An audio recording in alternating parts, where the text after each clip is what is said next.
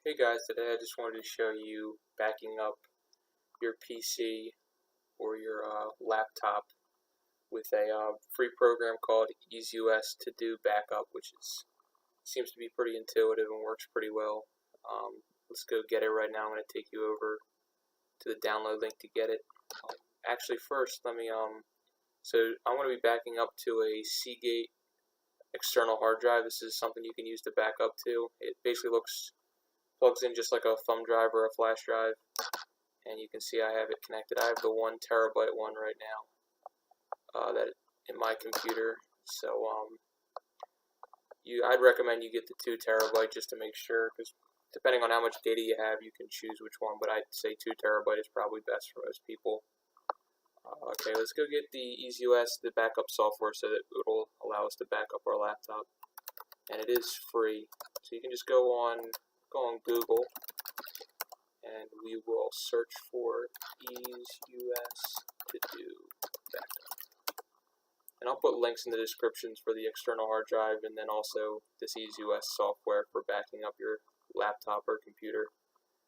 Alright, so we'll go to their site, and we will go get a download of it. Go to the download center, and we will get EaseUS Todo Backup free. Download button. It'll ask for an email. You can just type in some bogus info, something@something.com. Doesn't have to be your real email address. Just they just want you to do it for like marketing purposes. And there's a link up here to download. So we'll let this download. It's going to take a bit, but once we get it, we're going to install it. Basically, we're just going to be backing up. We're going to make an entire, basically like an image backup or a snapshot of our laptop or PC, and we'll save it to that external hard drive, that Seagate external hard drive we have. Alright, let's launch the installer. Allow us to make changes, yes. Okay, hit OK on that.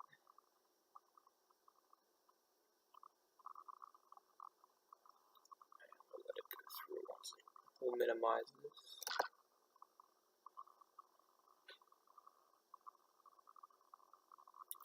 Okay, it's just letting us know if you want to get the home edition, but I think the free one will work fine for us. Accept. Next. And I'll uncheck join the customer experience improvement program. We'll do create a desktop icon. And default location, I usually just erase what's in here and just leave it at whatever it defined. Sometimes it'll auto detect the external hard drive you have. And I would uncheck this install powered by Chromium. This is usually uncheck the agree to install. It's trying to install like a toolbar or some other piece of junk that we don't need. Alright, and let's let it install.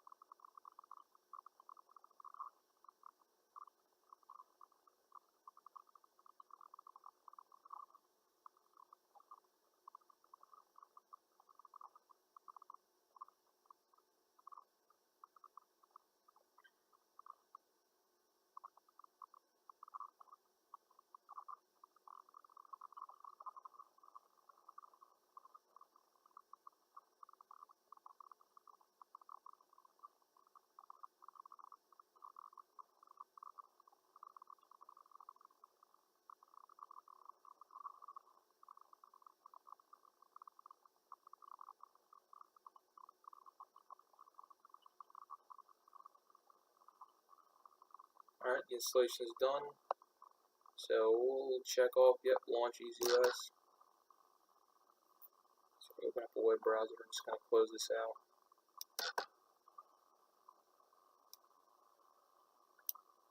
And it's launching the program.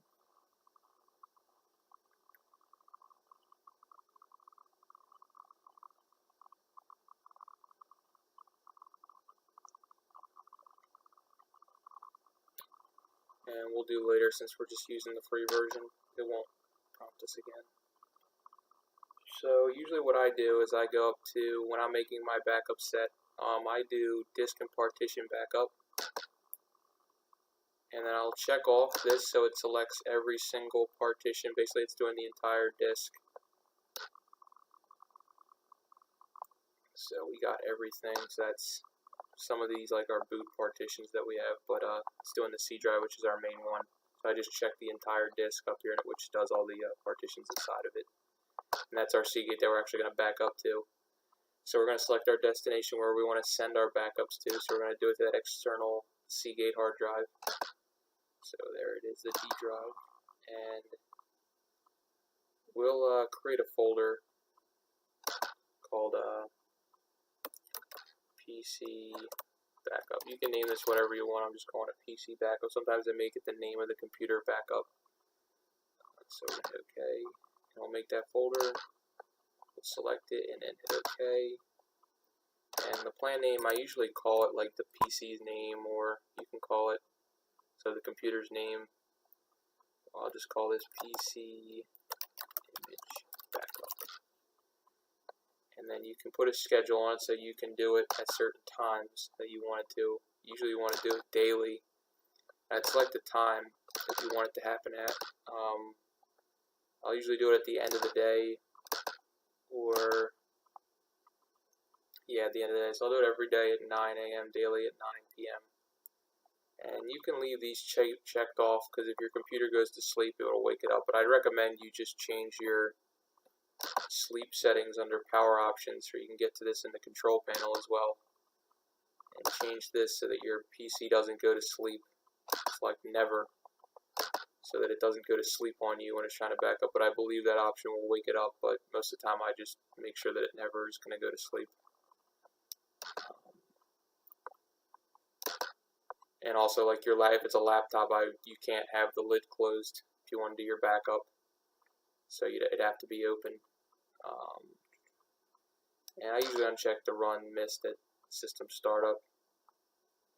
And depending if you have a username and password, you have to type it in here, but I don't have any, and we can leave it at incremental backup. So there we go.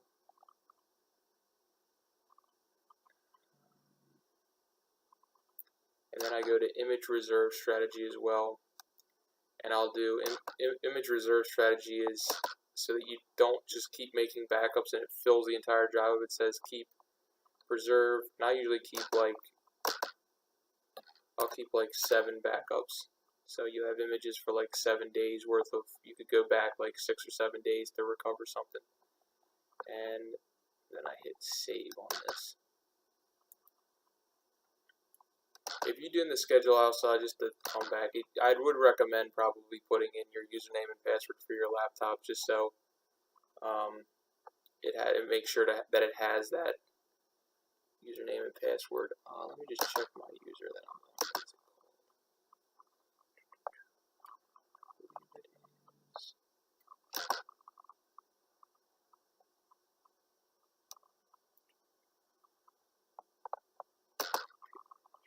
I'm just checking my user account to see what it is.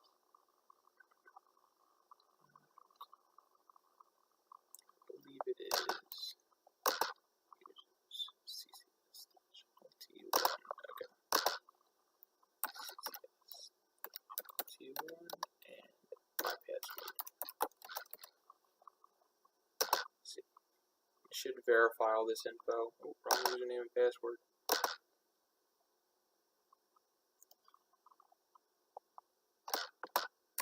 Let me leave it blank since I don't really have any. This is, there we go. Okay, so we have it all backed up and it's going to the right destination. So we can hit save on this. So theoretically at 9 o'clock it should do a full image backup of the entire C drive on our computer and all the disks that it needs that you could use to recover it if this hard drive died. To manually do it, I'm just gonna start it up. You can actually manually do it from here to start a backup, or a full will do the entire hard drive, and an incremental will only do the stuff that's changed since the last full backup. So even if we did an incremental, it would still make a full because there's no full backup that's ever been made. So let's make a full backup now. So it will go through this, and once we're done, it's going to take some time. This bar will eventually go all the way over, and then we should see the image saved inside a PC backup here. You can see how it made some folders for us. So let's give this some time to finish up, and then we'll come back when it's finished. Hey guys, so we're back, and the backup completed successfully, fully. So alright, I just want to show you how you could restore. Let's show you what it looks like first, how it kind of backed up and saved everything. So I'm going to go to the external hard drive that I backed up to, the folder that we made to back up to, and then drill down in, and we see this full image backup that it made of the computer. So we can drill.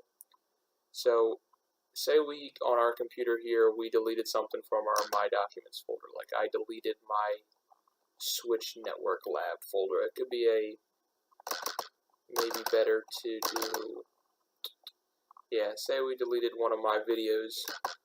This is one of my prize videos that got deleted, and I'm going to remove it from the recycle bin. So that's deleted, that's gone. So okay, I need to restore now. So one way to restore is you can go in and just go to the external hard drive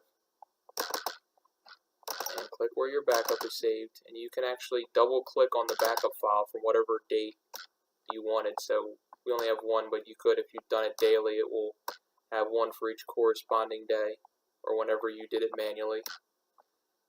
So I'm going to draw into that one, then I go into C drive. That's where we have our C users, and then the username. So my username is CCSLT1, so that's where my files are going to be saved. And typically where people save stuff is documents, desktop, music, pictures, but it could depend on where you saved it. But mine was in this case, was in documents, and there's my folder, or my video file. So you can right click it and do recover to original location, so put it back where it was before it got deleted, and or you can do open to view it, or I usually just do a copy and I just kind of put it wherever I want. So it's just like a copy paste. So I just put it on my desktop, so now it's here, it's all recovered, and then I can kind of move it where I want to if I want to go put it back in My Documents or whatever. But that's basically how you restore a file. If you delete one, or one gets deleted, it either gets corrupted or something like that, or it's like an Excel sheet or a Word document, or you lose some pictures. Yeah, you can just drill down in.